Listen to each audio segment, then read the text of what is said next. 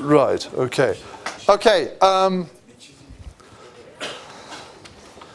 I am not by nature a very flexible kind of a person, but old Jan, and my students don't normally come and say, can I do my presentation early? People usually come and say, can I be postponed or do my presentation later? So far be it from me to say no when someone is actually offering to do it earlier. And it does mean we won't be having 2 presentations on Friday this week, so it gives us a bit of a break and so on. But so while he's doing that, you can all look at me. Before we start proper, okay, there was one young lady who came. Anyone else who's not been before? Anyone who didn't come at all last week? Okay, so you need all of these things. 1, 2, 3, and 4. Is there anyone else here who... I didn't have Texas. Sorry? I didn't have Texas. Did you have the syllabus? Yes. You've got that? Yes. Have you got the things from Friday? No. Okay, so you need these materials. So we talked about essays, and I gave the bibliography for this week. Can I have 2, 3, and 4 as well? I wasn't on Friday. Right, okay, which is why you didn't know about the lack of guitar and all that. Well, I Okay. follow Moodle, and I did know, but I was sort of hoping that... You were just hoping against hope, and so an optimist till the end or whatever. Okay. Anyway, everyone else has got the syllabus and the material I gave out on Friday. Yes? Okay. You can sit down, because at least 5 or 10 minutes before we start. Okay. Firstly, for those of you who were not here at some point last week, I'm not going to go into detail about everything. Particularly for young lady at the back, what's your name? Selma. Okay, particularly for Selma, I can't go through the whole syllabus, but please read the syllabus, and then if there's something you don't understand, you can send me an email, or you can come and see me, or talk to me on Friday, or something like that, okay? Because we need to make clear you know what you're doing and things. In the meantime, the rest of you, any questions about the other material that we gave out on Friday last week? About the bibliography topic, or about the essay material, and so on. Anything's not clear? Everyone know what they're doing? Of course, if you think you know what you're doing, but you're wrong, but you think you're right, you won't put your hand up anyway. But we'll go over this in the next week or so again. But basically, everyone will be writing 2 essays for me on different subjects, and you can choose one of the questions I have given, or you can come up with your own topic or topics if you want to do that twice. The topics for your essay must be different from the topics for your presentation, which will follow the topics listed on the syllabus. And every week you will be given, via Moodle, you'll be expected to do some reading in preparation for some in-class discussion. The fact that we have so many people in the class, the fact that I'm obviously so popular, don't all laugh, means that obviously I'm not expecting every single person to come up with serious discussion each time, but I will be gradually keeping track of your participation, and obviously that will contribute to the final grade as well. On Friday, if you haven't done so already, before Friday, you must go to Moodle and you must download the text, or you must follow the link, to the text, which is a large part of the Germania by Tacitus, and then we will have time to discuss that.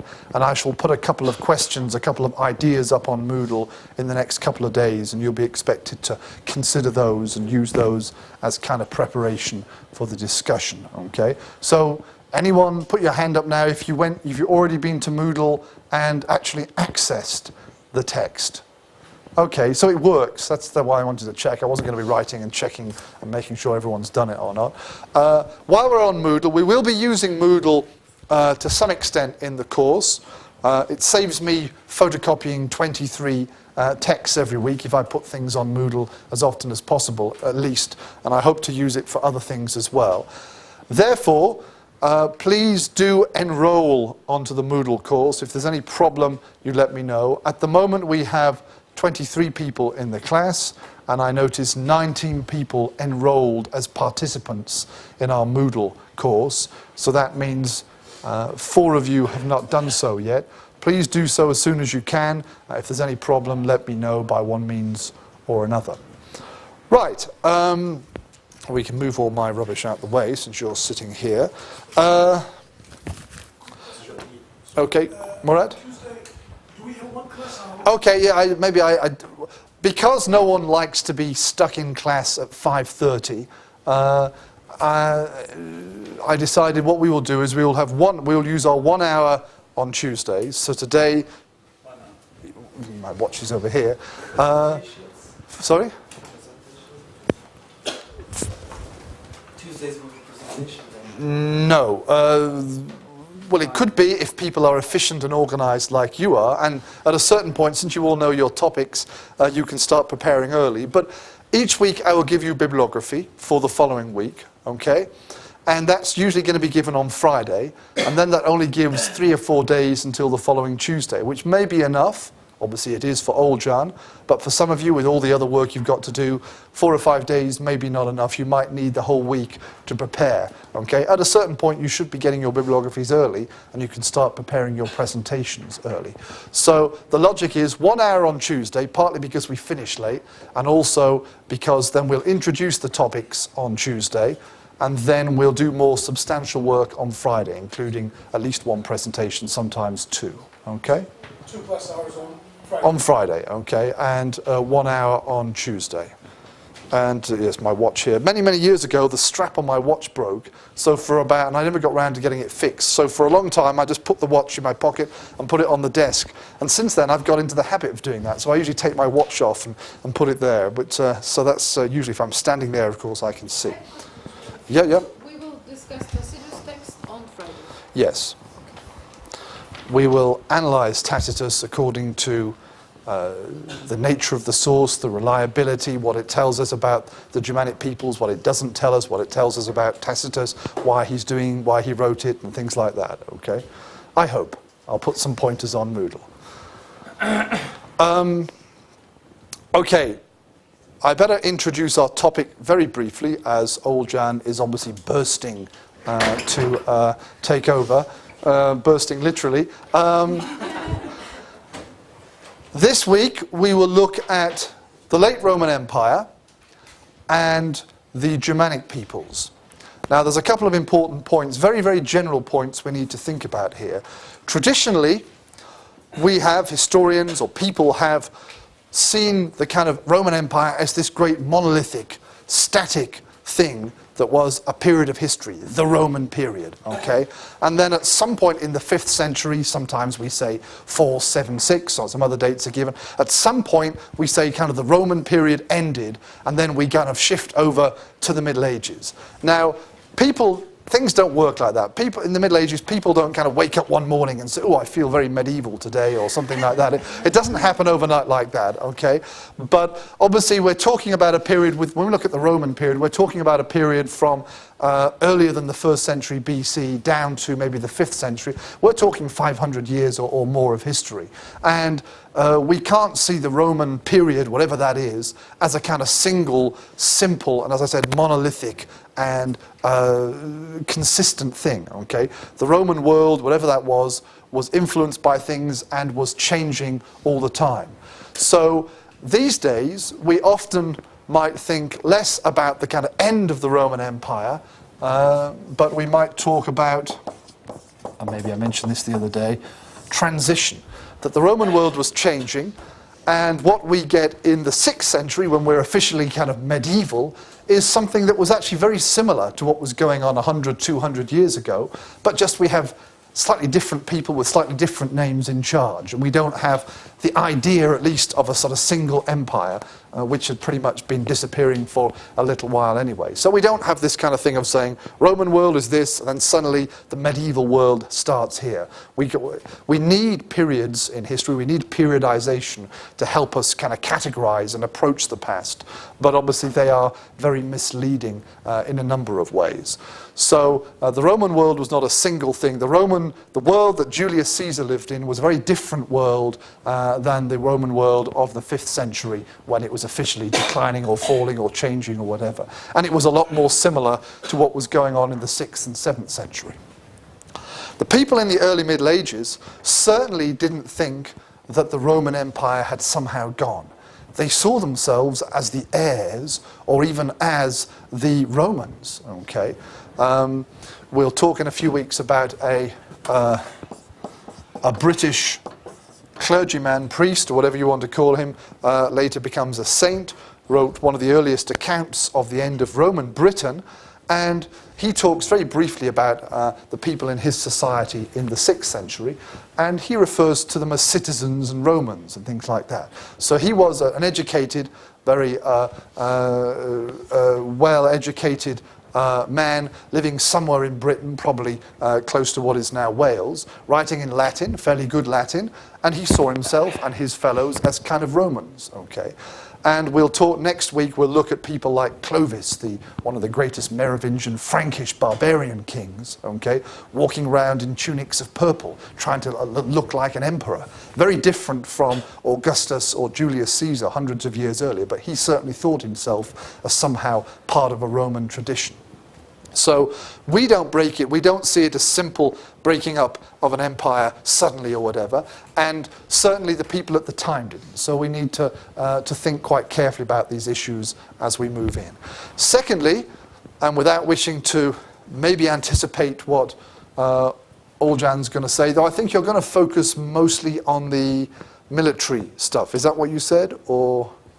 Kind of. Okay, well, we'll see as we go along. But so I won't jump too much into that.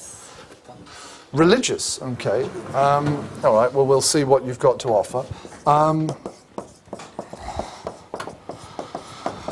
We're looking here, obviously, at causality in history, causes of things. So when people say, why did the Roman Empire fall? Well, firstly, we say maybe it didn't, maybe it was always changing anyway. But if we still go back to this, what happened, and why do we have something which becomes still an empire, becomes the Byzantine Empire in the East? Why is it different in the West, for example, what we have kind of, obviously, this area, kind of here, I suppose. What's the difference between here and here, in a sense? Now, we have to be very careful. This is not just for this topic, but for all the things that all of you will do in any history course, any of your research, to think about cause and effect. What is the cause of something? Is it a long-term cause? Is it a structural cause which is gradually changing something? Or is it a very short-term cause? One man comes and does things, okay? And these are different kinds of causes, in a sense. And we have to distinguish, in a sense, between causes and effects.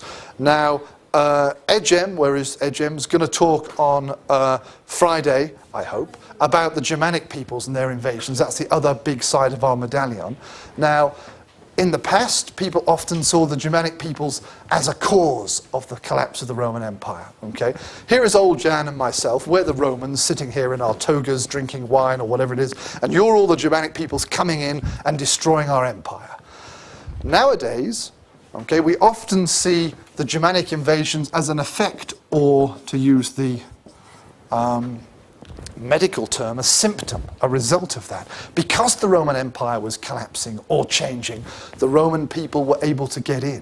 Okay? They didn't cause the collapse, they just exploited it. They were also in effect an effect of it, or a symptom of that. Okay? So again, when we look at the various things, do we see it as a cause? Is this a reason, or is it just another result or effect or symptom of the changes that were going on? Okay? And I'm not saying I know all the answers. This is something where historians never say absolute truth. We can argue and discuss and debate. And something as complex as the Roman world, which was always politically, economically, socially changing, we can't pin things down and say this is the cause necessarily. Though obviously old Jan may be having a go at that. We shall see.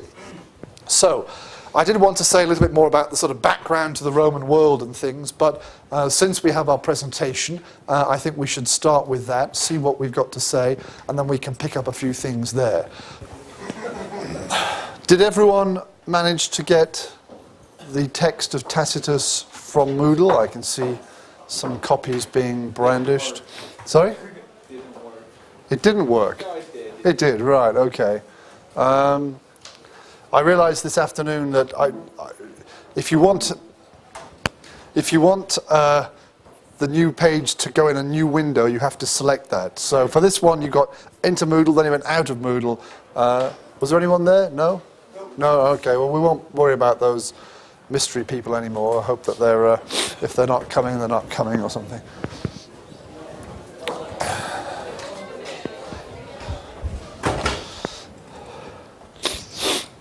Okay, today we will look primarily at the Germanic peoples, sometimes called barbarians, who,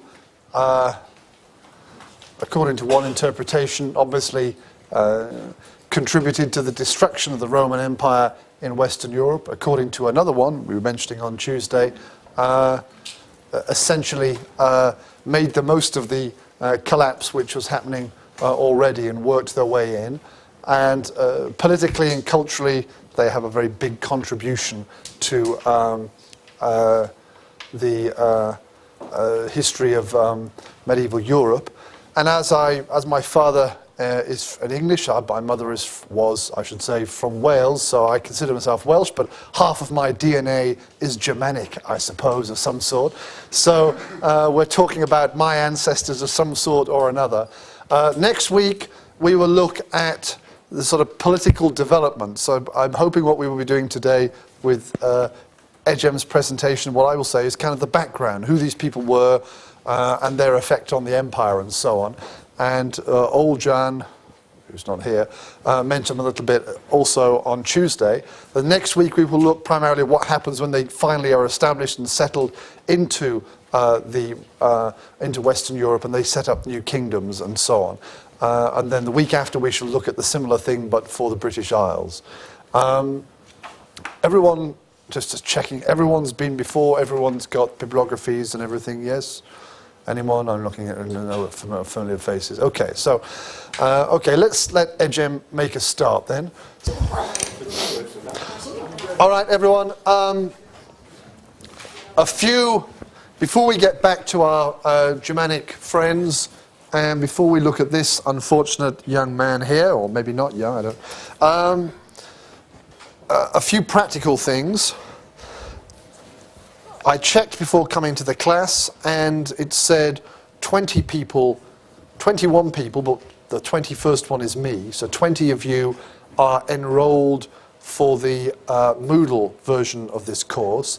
That means 3 or maybe 4 people have not had access to Moodle either directly or possibly even through their friends.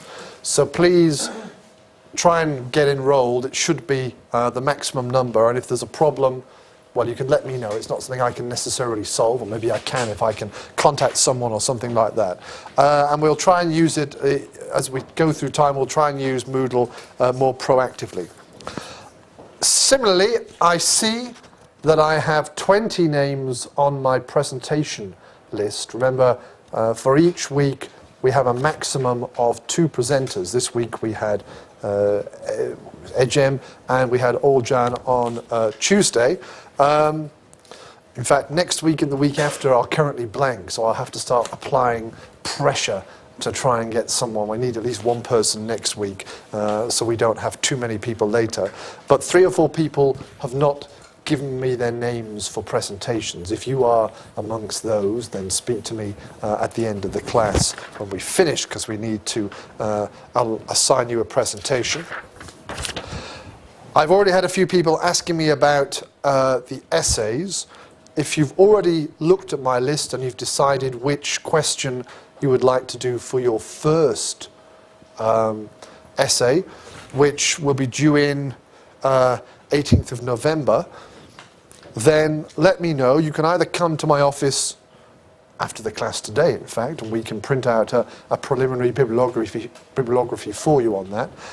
If you want to come up with your own topic, probably the best thing is to send me an email, then I can see what I've got and we can negotiate a question and a few books and other things or whatever. So start thinking about this. Some people are going to come with me to my office afterwards to get some bibliography. I'd like it to be quite a few of you because we do need to start working and thinking about the essays. Is that all clear? Any questions there? No problem? No? Okay, right. As we were saying, and as I think it was Elif, wasn't it? Someone was said before, what about archaeology? It was one of you guys. And we mentioned archaeology last time. Here is a bit of archaeology. Okay, luckily we don't have to. Can you all see over there, Oksana? Can you see this? Maybe not. If you want to move back a bit so you can see it, we don't want to cause you to damage your neck or something like that. Here is a drawing of something that was obviously found in the ground at some point. What is this, firstly? What is this thing, this archaeological site? What is it? How can we describe this most basically? Grave. It's a grave. It's a burial of some sort or other. I should do that because that's important. And it was found, I think, I got the notes for this.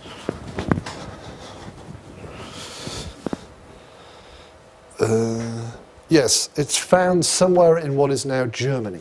Okay, so what was back in the 5th or 6th centuries, Germania, in that broader sense that we've been discussing and we shall be talking about when we get back to our Tacitus later this afternoon. So it's likely that this person in this grave is some kind of Germanic person. All right. What we're going to do for the next 10 minutes or whatever is try and learn as much about that person and his or her life and position in life as we can from this picture. This person never wrote any documents, probably. There is no historical sources created by this person. He or she was a pre-literate Germanic individual. Okay, so it's a very good example of what we were saying before. We're going to use archaeology to understand this one person. And as I said last week, with this kind of study, one grave, one piece of pottery or something, one person's name tells us something about one person, but to get a fuller understanding of a whole society, we would prefer to have lots of these.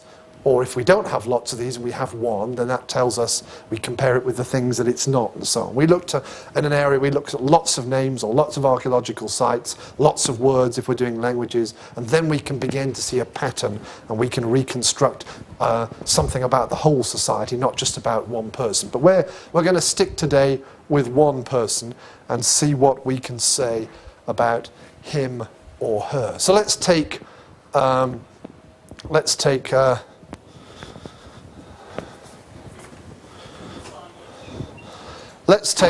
that him or her bit, because it's very awkward for me to keep remembering to say him or her.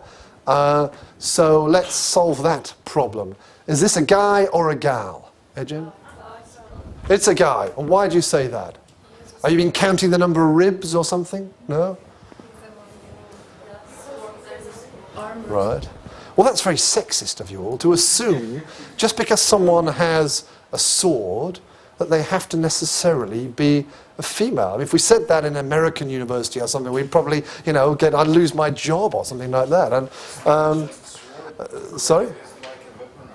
Right. Yes. It might have been an Amazon. Well, okay, I can see Palp over here desperately finding that little bit where it says that the Germanic ladies did go into battle as well and so on, and also in other early peoples and things like that. But if we had other graves, if this was a graveyard or something, and we had a number of other graves from this village or society or whatever, we would probably find that there was a clear distinction. Some graves had like rings and jewelry and things like that, and other graves had swords and axes and things. And without wishing to seem sexist, I think we can make the safe assumption, as you all did, that the graves that have the swords are ones of males, and the ones that don't, the ones that have jewelry and so on, are female, okay? And it's only because we live in the 21st century and we have to be non-sexist and things like that and say he and she or whatever. But the past history basically was sexist. And historical societies were sexist. We don't have to say that was a bad thing, okay? By our standards it is bad, but we're historians. We just have to say that's the way it was. So in a militaristic, pre-modern society, we associate weaponry to a large extent with men, okay? And if we were able to count the number of ribs or whatever, then we would probably find that this skeleton was a male as well. Okay, so we've done the gender thing there, but, oh, sorry, Elif, you wanted to say? Were you? Yeah, I was going to say that we cannot look past with 21st century glasses. So. Yes, I mean, that's what I was saying, but not quite so poetically with the glasses theme. But yes, so we have to be very careful. We have to understand the past according to its own terms, rather than according to ours. Okay, we made that. We came to that conclusion about the gender of this unfortunate person by looking at what is technically called grave goods, which are the things that are put into graves and so on. Okay. Traditionally, in the in the Roman period, in the early Middle Ages, in general, grave goods were discouraged by the Christian Church. Okay, it was not something that they wanted people to be necessarily doing. When a good Christian died, they were buried or whatever, but they were not given grave goods. It was something which was discouraged. Not such a big problem these days, I don't think, but at that time it was something which was discouraged. I don't know what happens in Islam, either today or in the past. I've been to a few Islamic burials, people from Bilkent or their relatives have passed away. Are you allowed to put things into the grave? What? Okay, so it's completely yasak, okay, today. Sorry? Not even the coffin. I mean, the coffin is also left aside. I mean, the body's lowered just in a shroud, only a shroud. So when you see the coffin... That's just for show or whatever, but it's not actually... Just to carry the body on the shroud. The person is just buried within the shroud alone. Very interesting, Mr. Bond. Okay, I didn't know that. That's interesting in terms of... Okay, future archaeologists, I'm thinking now, what happened... Anyway, we won't go into the gory detail. So, okay, yes. This body, however, is aligned the east-west axis with the head pointing westwards, okay? And Christian churches are supposed to be pointing east-west axis as well, and burials are supposed to be done in that way as well, okay? So maybe by chance, or not, we don't know, this person is aligned according to the Christian orientation of graves. And I think again in Islam, you're supposed to be pointing towards Mecca, aren't you? That's the idea there. The body is aligned in this way. The same way, okay. Just the body is, I mean, slightly tilted. The face is slightly tilted towards the south. Right. So like a little bit of, like a pile of earth is put behind it. Right, okay, you're not so completely... so the body is facing the south. Right, But okay. otherwise the alignment is... Right, is okay, the same, right, okay. That's interesting again. I'm learning things today. Thank you, Hojam.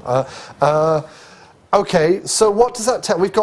I think we've got mixed messages already coming from this single burial. What are those mixed I mean, what are we going to say about, maybe about the religion of this man? We've said it's a man, we've said it's a man. What's the religion of this man, do you think? Pagan. Pagan? Because no signs of Christian. Yeah. Well, they wouldn't be sticking. They're not supposed to put things in the Christian grave, so they fill this one with weapons. So that sounds a bit dubious already. There's no crosses or something there, but that wouldn't be a problem. But it's aligned according to the Christian style, so some of it looks Christian, and some of it doesn't look Christian. That's the problem we've got. Maybe he was from one of the frontier villages where pagan religion and Christianity mixed. So. All right, okay, we'll come back to that point. That sounds like an interesting thesis. We should also distinguish between, there are a number of ways of disposing of dead people. This one, technical term for this kind of burial is what? It's the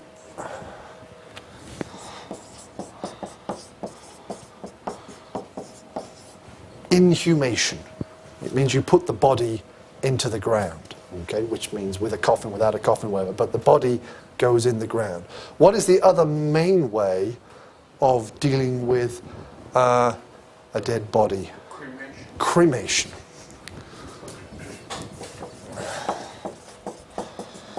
Now, I am told, because the archaeologists have gone around digging up lots of people and their burials over the past 100 years or so, that in the kind of late Roman Iron Age Germanic areas, which is where we are here to some extent, cremation was the sort of dominant style. So Germanic people tended to be burned, and then their ashes would then be buried inside a little pot or something, and then a few weapons might be left with them. Okay, so cremation was the Germanic system. Inhumation was the system favoured again by the Christian tradition by this point. Okay, so again, grave goods and location suggesting kind of pagan Germanic person.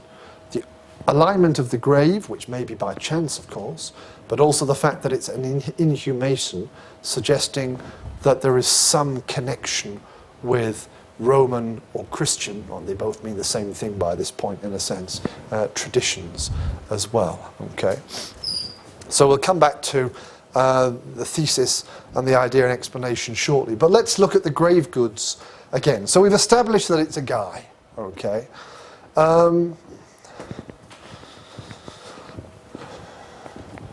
The grave goods were what? Were they just things that his friends threw in? They were all very sad he died, and they threw in their swords.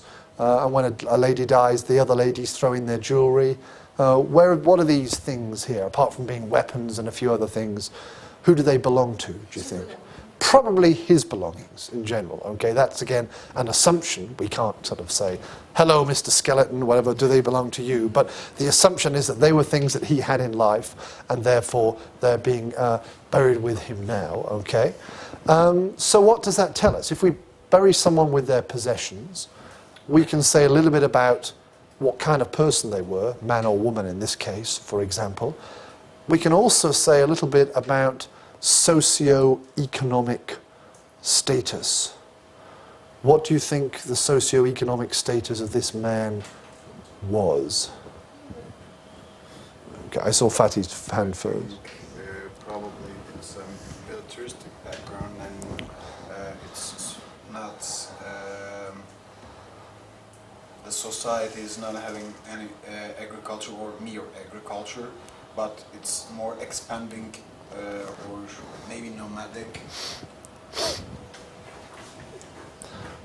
He was of high status. That's what I'm trying to get at. Was he someone who was fairly wealthy by their standards? Again, not by ours. He didn't have cell phone and things like that.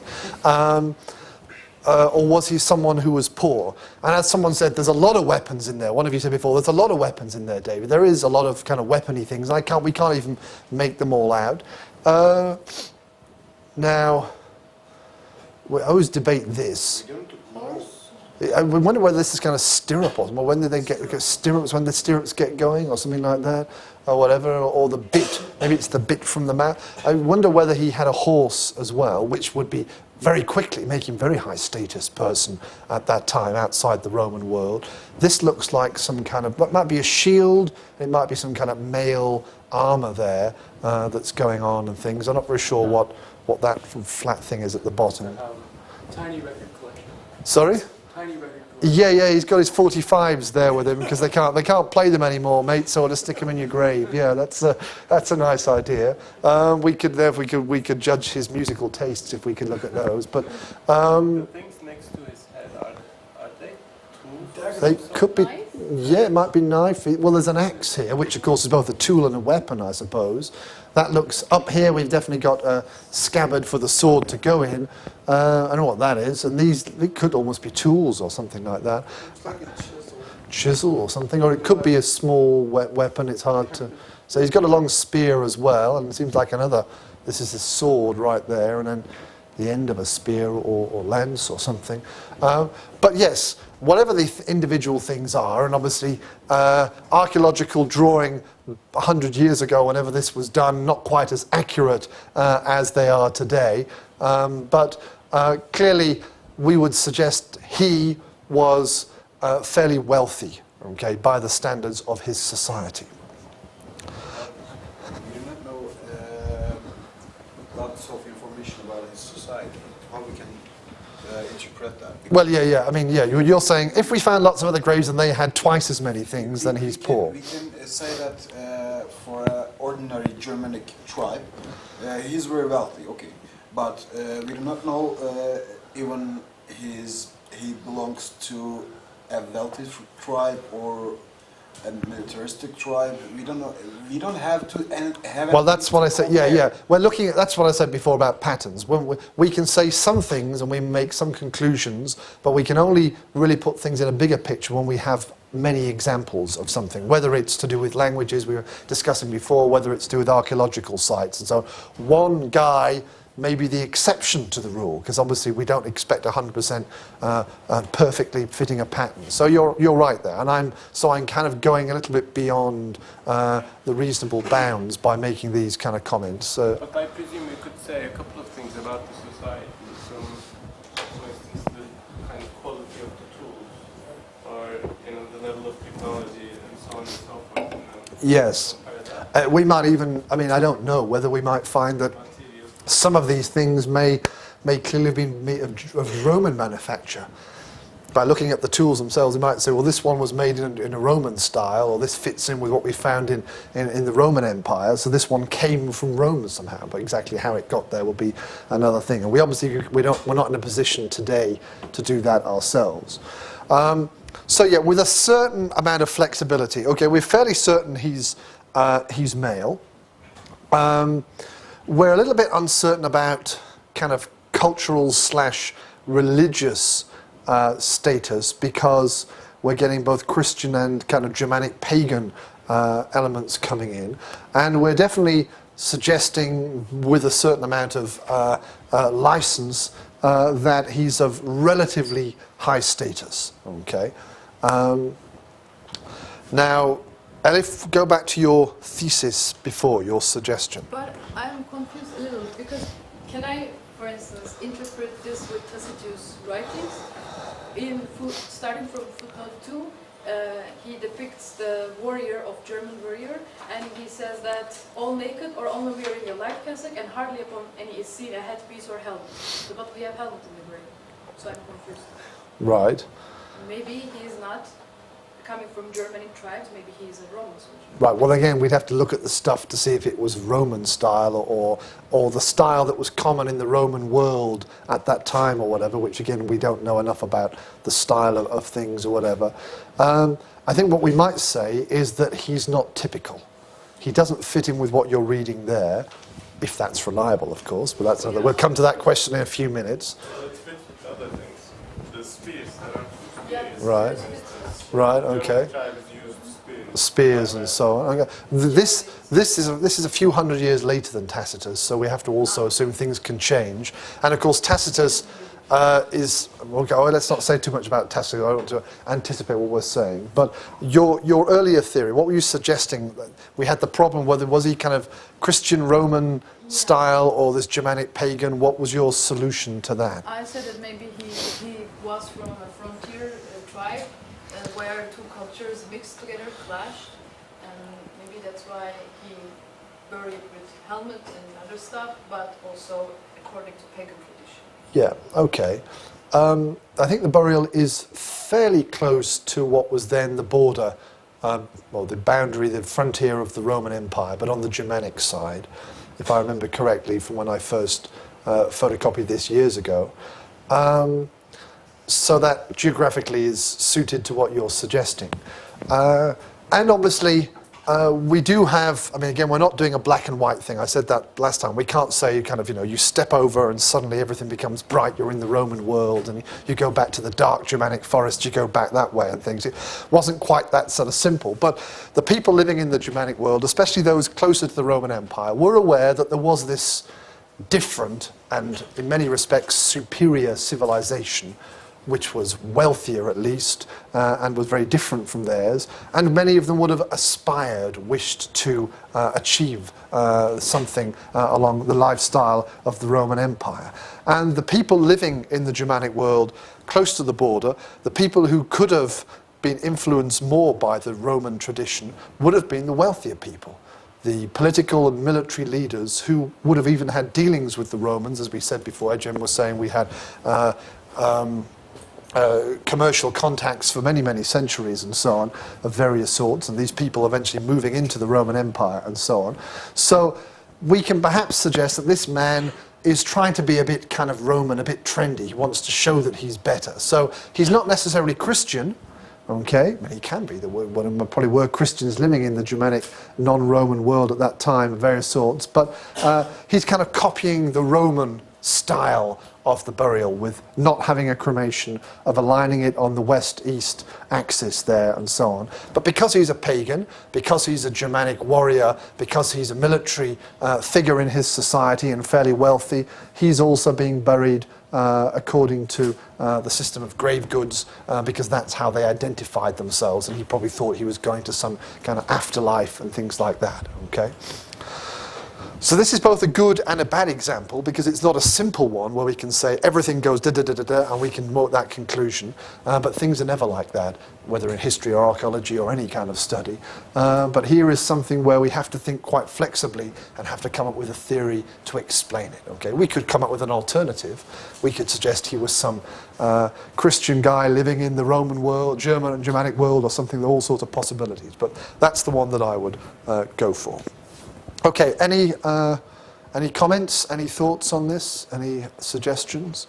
So if we had lots of these, because Fatih was one of these, Fatih's making the point, you know, David, how can you say that? You've just got this one guy, you need to say he's high status, you need to have him higher than other ones. So we would need to have lots of other examples from that area, then we would be more clear and certain in drawing the conclusions that we've done, okay? But and we do have those, and archaeologists do that kind of thing, and they can understand the nature of societies through various comparisons. Okay, let's forget about our friend now, and for the last 20 minutes or so, let's get out our Tacitus, and let's see what he had to say. Right, the version you've got, which you got via Moodle on the web, is a different translation than the one I used to give when I had to photocopy from a collection of primary sources. So they're more or less the same parts of the book, but I've got a different translation there, and a different translation than my own Penguin translation of Tacitus' Agricola and Germania that I have there as well. So there may be points when we might say, well, hang on, it doesn't quite say that. That'll be interesting, because then it tells us more about the translators and so on than about the text itself. Did anyone find anything out about Tacitus, our writer? It's always good to know a little bit about the author of something, because that'll help you understand what he or she is doing. I learned that he actually had legal contact with those tribes. Okay. So this is not based upon, it's not like a modern anthropologist living with an African tribe for 6 months and then going home and writing his or her PhD thesis on them and things like that.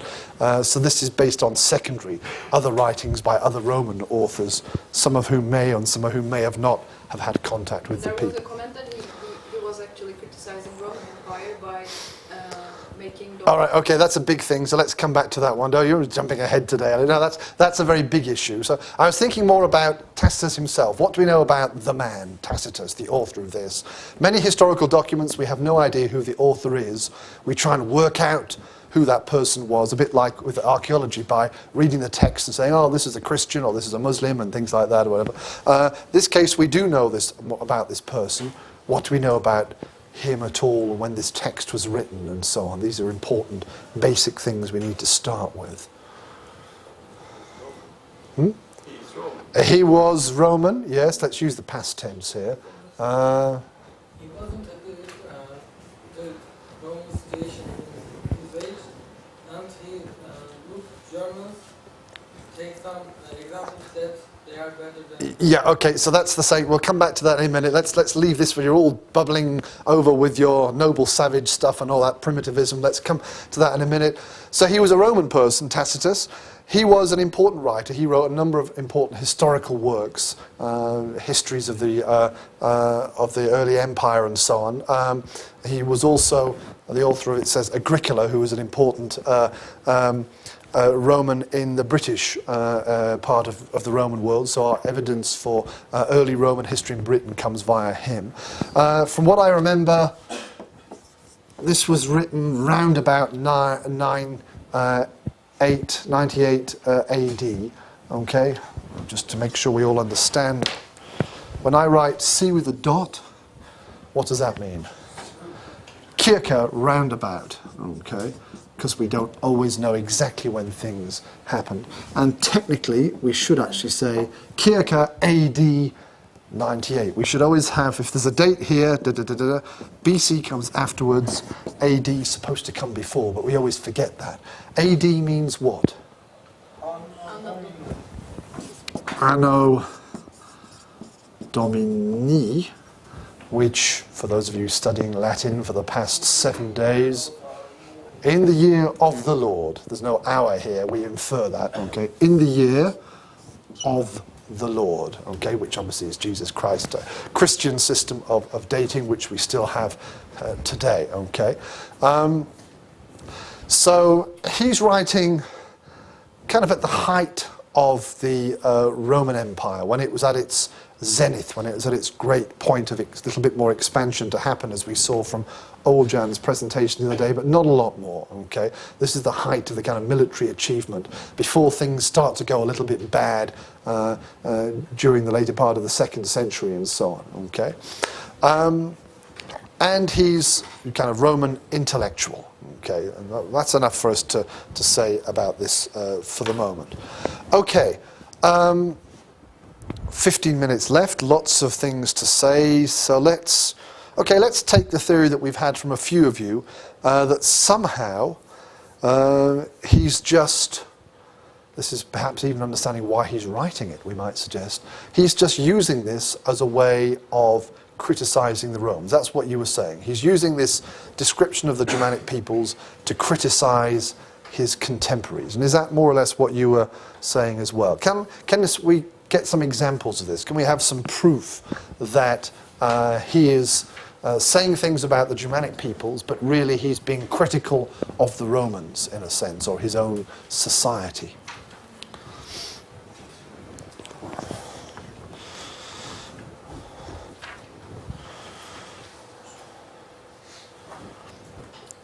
What's the first sentence? Because I want to read the first sentence in your version, hoping it's the same as the first. The whole of Germany is thus far founded. Oh, no, okay. Mine starts a bit later. Okay, from here, what read that says. Second paragraph. The Germans, I am apt to believe, derive their originals from no other people and are nowise mixed with different nations arising amongst them. Since anciently those who went in search of new buildings traveled not by land, but were carried in fleets, and into that mighty ocean, so boundless, and, as I may call it, so repugnant and forbidding, ships from our world rarely enter. Okay, so what's he saying there then? He's got a couple of points he's saying in that sentence. What's his point there?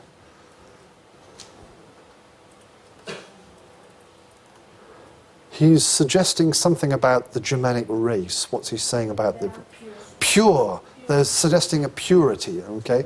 Now, it's probably unlikely. One of you earlier was mentioning the first Homo sapiens to leave Africa and so on. Since that point, humans outside of Africa have never been pure. There's always been interaction and intermarriage. We're all products of different groups and things like that, so bless you. But he's stressing that point, and it comes, I think, later on as well. He says again something like that, okay? Racial purity, okay? Is that, can we be sure that when he says that it is something good, that he means something good? Well, Because not... I mean, back then, was racial purity something to be... Well, I don't know. I'm just saying that put that as one side. Let's find some more things. Put them all together, we might have a picture, okay? The Romans, yeah, I mean, I think he would have seen the concept of kind of purity of, I mean, not in a modern kind of, Nazi sense of pure race and things. We don't want to get into all that. We can't make those comparisons. But he's presenting them as a kind of simple, basic people in that sense, whereas the Roman Empire was a massive cosmopolitan mixture of all sorts of peoples and things like that. He emphasizes that they are very courageous several times, so can it be because he thinks that Romans are not as courageous as... Well, again, we don't necessarily know how far he's going, but that's another point. He does stress their kind of bravery and their militaristic character and so on, which was something that was very important for the Roman Empire. It was an empire, it was achieving great things, but maybe, this wasn't, for him, we weren't as great as we were 100 years ago when Julius Caesar was around or something. Maybe there's that comparison going on. That's another, so we add that to our little list of things. Anything else to add? Part 2, to the practice of usury, and of increasing money by interest, they are strangers, and hence is found a better guard against it than if it were forbidden. Right. Kind of attacking the idea of loans. Loans, and yeah, there's another bit somewhere there about greed. They don't have gold and silver and greedy and things. So yeah, they're not after money in that sense. Later on it says, from the earth corn is extracted. Does that mean corn? Because I thought corn was a garble from the New World. That confused me when I was reading. Well, it all depends on what the Latin says, of course. Where is that? Which bit is that? Where? The beginning of part 2. Right, and your part 2, which begins how? To the practice of usury and increasing money by interest. Right, let me see. To main grain. Maybe. If we acknowledge the grain. I don't know if even I've got it in that one or whatever, but it depends on what he would have used a Latin word, but I can think of which one it may have been, and we translate them in various ways. So let's not get too much into that. What he meant by something will be different. So, okay, Alp? He seems to suggest that these Germanic people are quite keen on their freedom, not on their liberties. Right? Yes. Well, there is this great tradition going back, I guess, probably from like the 18th century, of seeing democracy as some great Germanic tradition, that the Germanic peoples from very early have been the heroes of democracy. And at schools, you'll then learn things like also Magna Carta is given as a great sort of stepping stone in the development of democracy. And of course, that was the Germanic English that did that and so on. And in the 19th century, there was this great idea amongst kind of constitutional historians of looking at the past in this kind of a way. Obviously, we don't do that today. We don't take kind of modern concepts of democracy and impose it there. But he does describe this idea of these assemblies of all the members of the tribe getting together to make decisions. And Ejim mentioned some of that before, using the democracy. I was going to say, can you say a bit more about your use of democracy? But I forgot to ask that question. And we have to be careful with that ourselves. But he is either describing accurately some kind of institution which will have existed in different ways amongst these people of making decisions, or else, again, if we're taking our little bits to produce our case, he's maybe giving them a sense of democracy, maybe he's harking back to the early Roman Republic, which of course Julius Caesar and then Augustus destroyed, and we have the empire now, a very different system. Maybe he's somehow, many Romans thought back to Athenian democracy or early Roman democracy and thought that was a good thing, and so they're stressing that again as a way of attacking the current or criticizing the current political system. I don't know, I'm not saying definitely or not. We have other evidence of these assemblies and of the great warriors of the tribe getting together and raising up their swords or their spears and coming into agreement. We have other things which can be put together with this to support that there was this kind of an idea. We can't call it democracy, because I'm sure it wasn't in our sense, but it was something a little bit different than was going on elsewhere. Okay, so that's... Any other things then? Maybe one or two more things? He also mentions that adultery is very rare and the prostitutes are punished severely, and he actually explains the punishments for a long... Yeah. You can. Yeah, you don't have to go into the details there, Tacitus. Yeah, please. We don't want to know. But maybe he assumed he was thinking that the Roman Empire was corrupted in social ways. Yeah, he says that. I think the Germanic peoples were monogamous. They had one wife. Okay. Now, how he knows that, I don't really well know if we've got strong evidence of that or whatever. But and so on. But yeah, that's a very big part of it. This idea of virtue and vice. And he clearly is, I think, trying to contrast what he probably saw as the kind of, in the higher parts of Roman society, especially as their very sort of bad lifestyle. And he's saying these people are living a better lifestyle than we are, or that you are, in that sense. I wonder how Tacitus did write about these things, because basically, as I learned, he compares the Germanic people with Romans and says, despite all of the ignorance and similar things, they are much better than our society, than Romans in terms of modernity maybe. Also, I found it similar with the essays of Montaigne.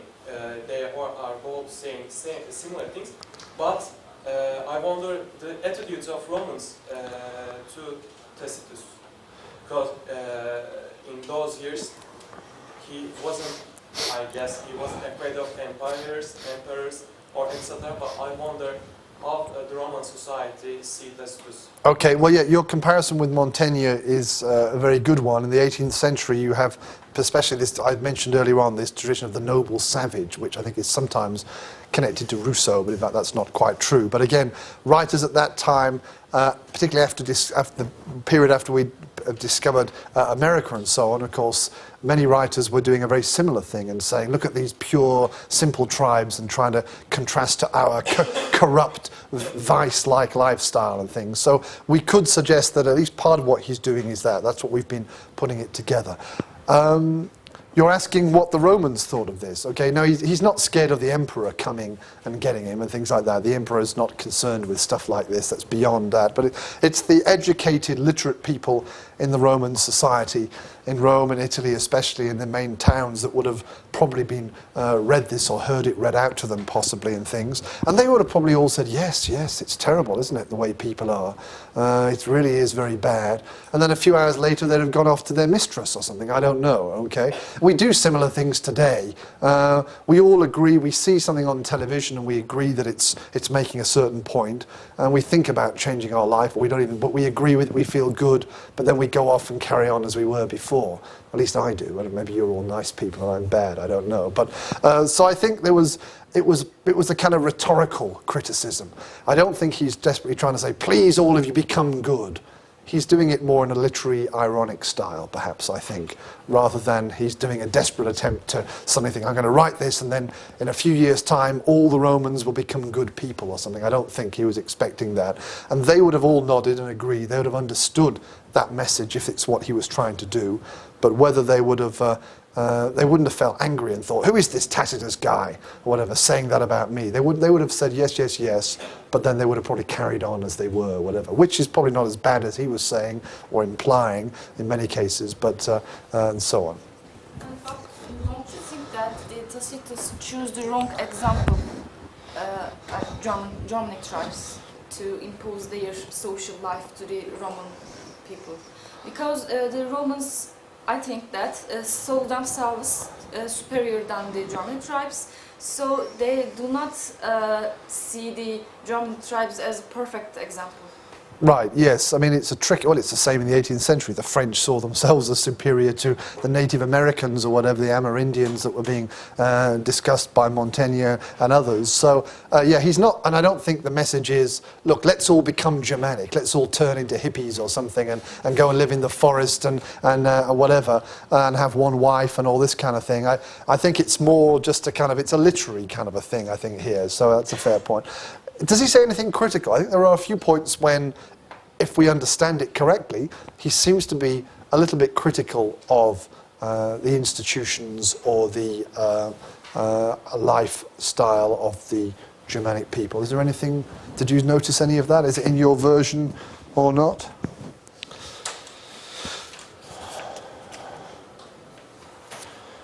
Laziness of Germans. Yeah, there's a bit about the laziness somewhere, isn't there? That when they're not fighting, they're just kind of sitting around doing nothing while the women do all the work or something like that. That's maybe more a criticism of the men or something. I'm not sure whether that... Right. Where's that? The religion thing. What's the interesting... Goes back... What's the really interesting thing about the religion bit? He talks about religion. It relates to something I mentioned last week maybe, or on Tuesday.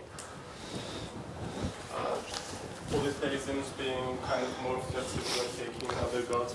Or identifying, in this case, Mercury, in my version here, it's got about deities, about gods.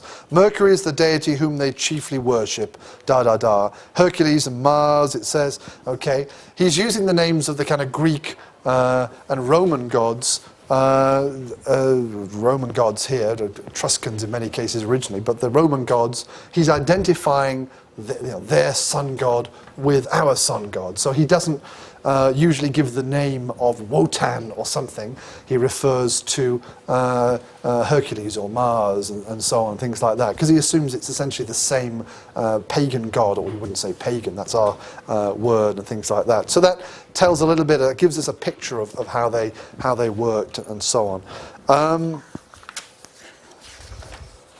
There are some things in here which are again taken, there's the democracy thing I mentioned, there's some things in here which are often quoted as antecedents, as things which point forward to what becomes feudalism and knighthood later on. Now I see the time is running out, so I've got to stop, but there's things to do with the boys becoming given their arms, their weapons, and so on. That's sometimes quoted. There are these groups. Then they join a group with a leader, and they have their followers. They go around. Now they've had their weapons. The comitatus, as it's called in Latin, the kind of warrior band. And again, that's seen as something pointing forward to the Middle Ages as well. So there are a number of things in here which we can see carrying on into the later early medieval Germanic society and so on. Right, as usual, I've talked too much, and we've reached the end of our time, and someone's going to press a button and we'll all go shooting up. Okay, for next time, quickly, please take one, pass it on. I'll do it this way around so that we can do it quickly. The other one will come that way.